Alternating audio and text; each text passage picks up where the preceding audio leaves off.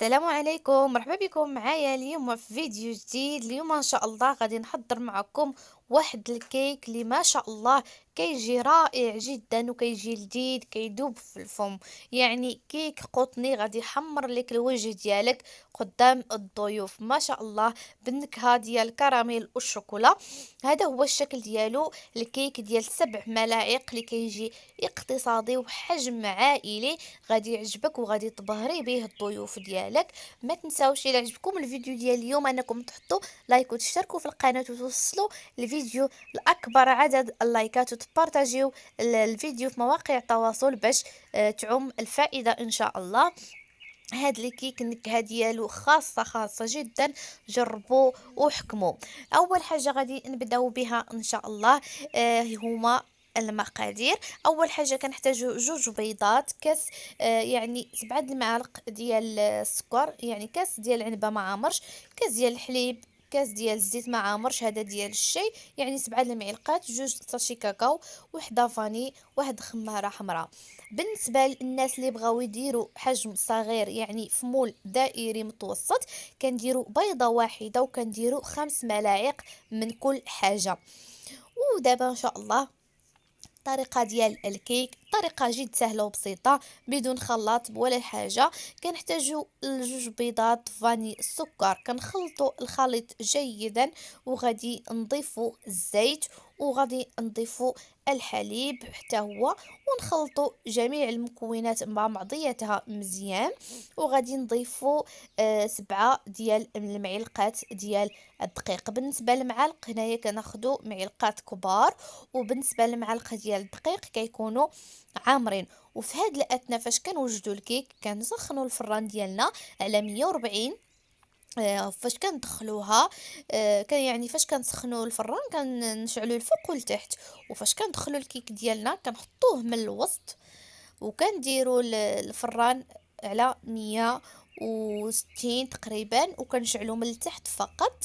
المدة ديال الطياب 20 دقيقة. بالنسبة لي أنا عندي فرن كهربائي، استغرق معايا الكيك في الطياب ديالو 20 دقيقة. بعد ما زدت 7 ديال المعالق كبار ديال الدقيق، زدت 2 لي ساشي ديال الكاكاو، وخلطت الكل جيدا. هنايا غادي نزيد ساشية ديال الخمارة واحدة فقط، باش هاد الكيك ما بغيتوش انايا يطلع بزاف، بغيت الحجم ديالو يكون يعني السمك يكون رقيق شويه. داكشي علاش الخليط كيجي شويه قليل. وبطبيعه الحال انا هنايا غادي نستعمل سباتشيا، وغادي نحاول انني نوزع الكيك كامل في القاع ديال المول ديالي. ما شاء الله راه هاد الكيك تقريبا كتخرج فيه شي 12 ولا 16 حبة ديال الكيك، يعني كما قلت لكم كيك عائلي اقتصادي.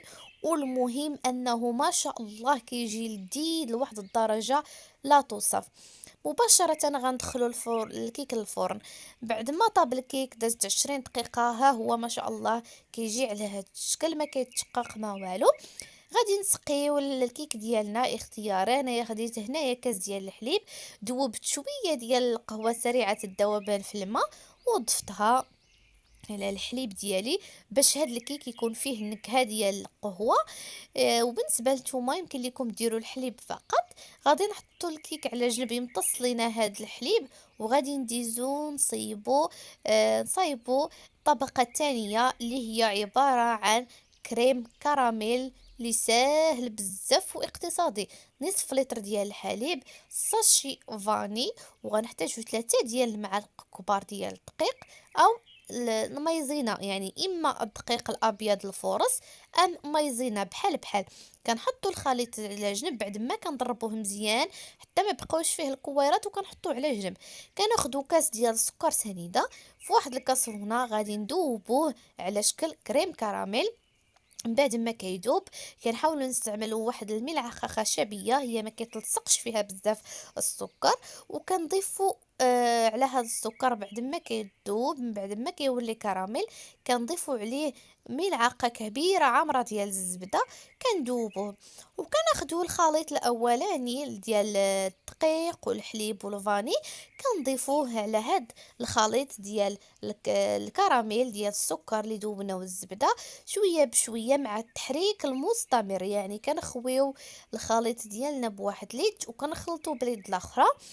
غادي تلاحظوا ان هذاك السكر كيتحجر، ولكن ما تخافوا منه والو، راه غير بشويه بشويه مع التحريك هذاك السكر كامل غادي يدوب. غنستمروا في الطريقه حتى نحصلوا على كريم كراميل ما شاء الله كتجي فيه النكهه ديال الكراميل رائعه جدا. كما كتشوفوا بقات واحد شويه وغادي ندوبها ان شاء الله. بعد ما كنحصلوا على هذا الشكل ما كتشوفوا كيجي ثقيل، غادي نستعمل هنايا جوج ديال دانون ياغورت بالنكهه ديال الكراميل، او يمكن لكم تستعملوا جوج يعني ديال الكراميل ولكن يكونوا بالفلون، يعني على حسب الاختيار ديالكم. وهنايا كناخد هاد الكيك ديالي كنخويه على هاد الخليط، عفوا كنخويه على الكيك ديالي، كيجي ما شاء الله لذيذ وسهل. يعني الحليب والمايزينا والفاني كنضيفوا عليه هذاك الكريم كراميل بالسكر وجوج ديال الياغورت من بالنكهه ديال الكراميل باش نزيدو نعزو هذيك النكهه ديال الكراميل. كنسرحوا الكل جيدا. غادي ندخلو الكيك ديالنا للثلاجه مره اخرى حتى تشد الكيك مزيان في راسو، تقريبا واحد نصف ساعه كافيه. غادي ندوزو نديرو الطبقه الاخيره. انا هنايا خديت لوح ديال الشوكولا، انا هاد الشوكولا بالنكهه ديال الحليب. يمكن لكم نتوما تاخدوا يعني الباكيه اللي كتكون مسدوده، انا هذه خديتها ديال العبار ولكن خديتها نوعيه جيده. تقريبا المقدار ديال 120 غرام. وهنايا ذوبت هذيك الشوكولاته ديالتي في حمام مريم وضفت عليها واحد الملعقه ديال الزبده وضفت عليها نصف كاس ديال الحليب اللي كيكون دافئ، ضروري يكون دافئ. كنخلطوا الكل جيدا كنحصلوا على هذه النتيجه.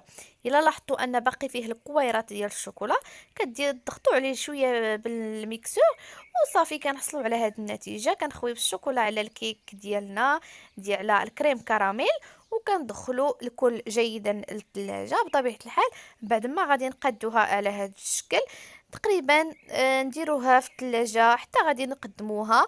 المهم المده ديال ساعه المكانه راه كافيه، كتكون ما شاء الله ديجا مشاده في راسها. وهاد الشوكولات اللي هاد الطريقه ديال الشوكولا مع الحليب مع الزبده، الحليب كما قلت لكم نص كاس يكون دافي، يعني الشوكولات ما كتحجر ما والو.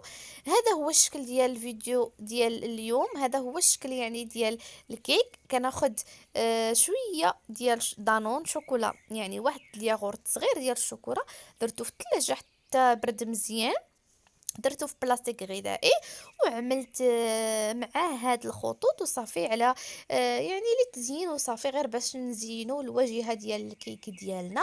ايوا هذا مكان، هذا هو الشكل ديال الكيك ديالنا في النهايه ديالته كيجي الصراحه زوين. والمهم هنا ان الكيك لذيذ لواحد الدرجه لا توصف. جربوه وحكموا وردوا عليا الخبر، ما غاديش تندموا. ويعني غادي يحمر لكم الوجه ديالكم قدام الضيوف ديالكم، وانتم بطبيعه الحال غادي تفرحوا به وليداتكم وعائلتكم.